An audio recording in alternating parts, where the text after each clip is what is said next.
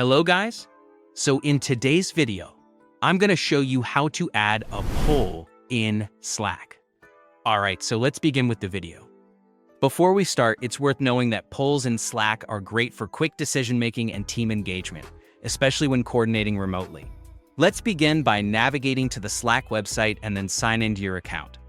After Slack opens in your browser, look to the lower left side of your workspace and click on three dots, which is More option.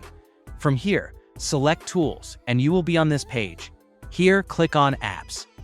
This section allows you to enhance your Slack experience with different integrations, including polls. Many teams use the App section to add productivity tools, automate workflows, or streamline communication. Next, click on the search bar. In the search bar, type Simple Poll and click on it once it appears. Once it is opened, click on Add it to Slack. Simple Poll is an easy-to-use integration that lets you create polls directly inside your channels.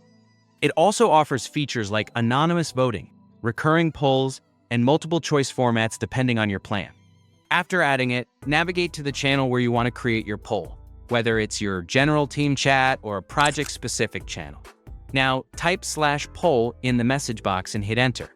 This command will open the Simple Poll window where you can enter your question and list your options. You can create polls for anything from choosing the next meeting time to planning a team event. Some teams even use polls for fun activities like team building questions or quick icebreakers. Once your question and options are set, click Preview to see how it'll look before sending it to your team. If you're satisfied with the preview, click Create Poll, and that's it, your poll is live. Wait for your teammates' responses to roll in and use the results to make collaborative decisions.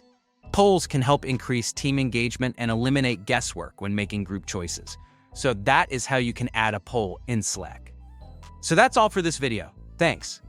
Before you go, consider exploring additional Slack integrations that can further improve your workflow. And don't forget to subscribe if you'd like more tutorials like this.